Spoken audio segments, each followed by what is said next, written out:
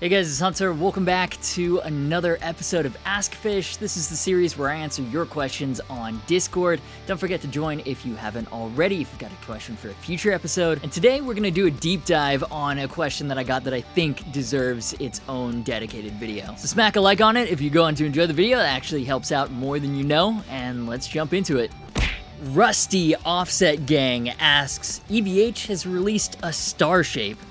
Thoughts? That is a fantastic place to start the mid-2023 EVH lineup breakdown. So, as the name suggests, this new EVH is star-shaped AF. The EVH star model was originally a mashup of the already existing Charvel star body and a Dan Electro neck. That's why the headstock, even for this most recently released version, is more than just a little Dan Electro inspired. The idea for the star was originally brought to life after the failure of the Shark guitar, which was essentially an Ibanez Destroyer with teeth carved out using a fucking chainsaw.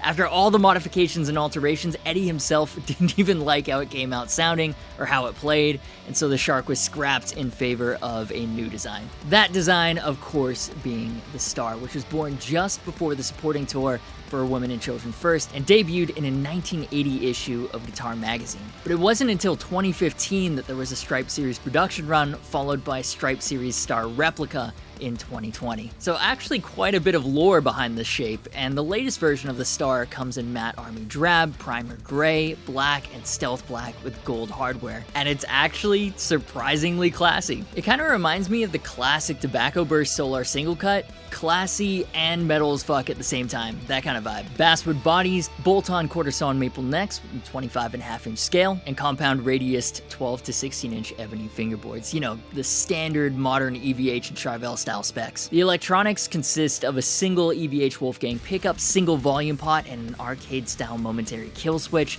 then a top-mounted Floyd Rose with a D-tuner. So I've said it a lot on the channel, I'm not a huge fan of pointy guitars in general, even if they do technically have rounded points, like in this case. And with the Dan Electro headstock, this one is particularly unappealing, personally. But even if it's not my thing, I always enjoy a good story behind a wacky Frankenstein together shape like the Star. And I appreciate how this latest take incorporates features from the rest of the modern EVH line, especially that big red kill switch. It's just a big fun button. And while we're on the topic of Frankenstein together shapes, the literal Frankensteins have new additions in the Relic series. A couple of years ago, EVH dropped the Stripe Series Frankenstein Relic, basically a made in Mexico replica of the iconic Frankenstein guitar, janky routing, slapped in electronic components, wear and all. And I love the vibe of that guitar. It was the original high integrity style mod project. Nothing on the market suited Eddie Van Halen's needs, so he just straight up went out and made it himself. This guitar literally invented the entire concept of the Super Strat. But with this replica, all the aging, the nitro finish, Relic lacquered neck, and the striped paint job, it's still a $2,000 guitar. Not cheap. So the idea behind these new entries is that they keep all the same specs as the Stripe Series Relic, but with simplified finishes, red, white, or black. It's like they've stuck the Stripe Series finish into a centrifuge and partitioned out each individual color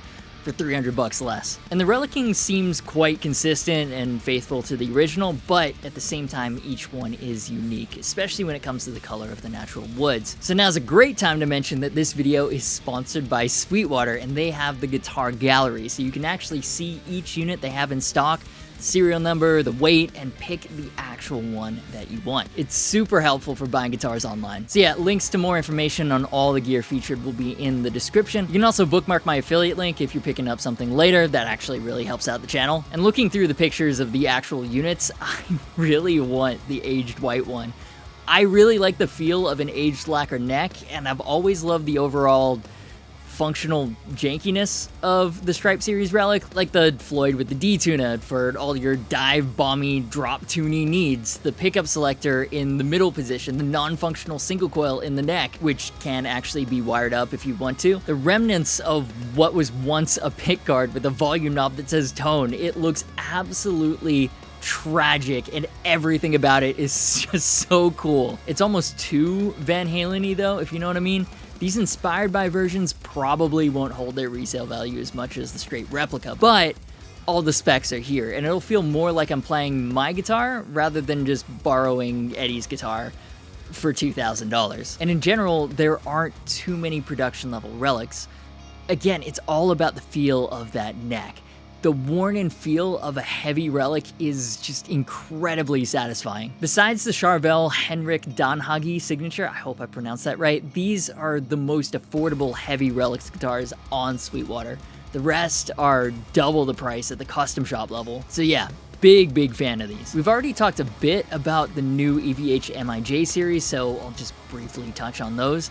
It's basically exactly what it sounds like. EVH was the last Fender specialty brand without a Japanese-made line produced at Fujigen, one of the most reputable factories in the world, and now they've got it. Right now, the MIJ line consists of only the signature Wolfgang, comes in ivory and stealth black. They're basically high-end production versions of the USA custom signature Wolfgangs. Consider them like E2 to ESP USA. Basswood bodies, quarter sawn maple necks with graphite reinforcement, ebony fingerboards, 12 to 16-inch compound fingerboard radii, spoke wheel truss rod adjustment, EVH Wolfgang pickups, and a kill switch. Right, so your typical EVH specs, and then just like the USA models, they have stainless steel frets. So literally, same guitar, except made at Fujigen at about half the price. So those are the new models. In other EVH news, the Wolfgang Standard is now available in Absinthe Frost and in Battleship Gray, bringing the total colors the WG Standard is currently available in to 9.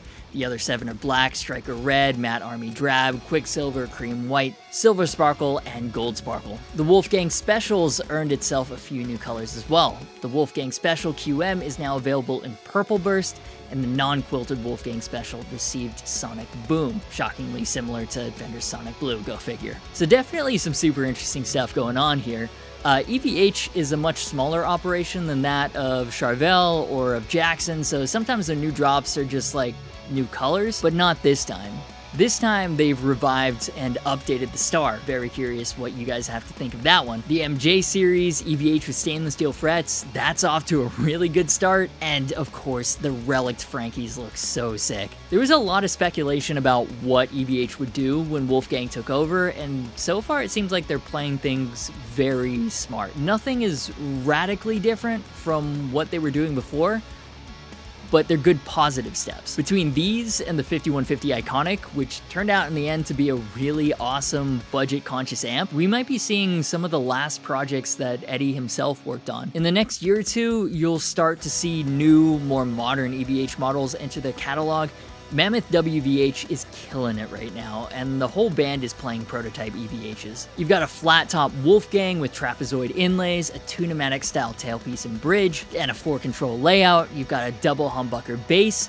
I'm actually really surprised they haven't done basses before, not even the yellow or mirror striped ones. And of course, you've got Wolfgang's semi-hollows. Confirmed colors so far are matte army drab, aged white, and black. Oh, and actually, Hunter, in editing here, the video for I'm Alright they just dropped shows off a couple of unseen colors for the new models too, so it's gonna be a very comprehensive new lineup when they finally drop. I guess they're waiting for holiday or maybe NAMM time because they've been teasing these for quite a while, and I know a ton of people are stoked on the semi-hollows especially. Main point is gonna be very interesting to watch because for the longest time, EVH's lineup essentially consisted of just Eddie's signature gear. And of course, there still will be that timeless aspect of the brand. That's not going anywhere. But alongside that, we're now potentially seeing the tip of the iceberg for a whole new era for EVH. Anyways, those are just some of my thoughts. Here's where I'll throw it to you. What do you think of the newest EVH drop? What other guitars do you want to see added to the MIJ series?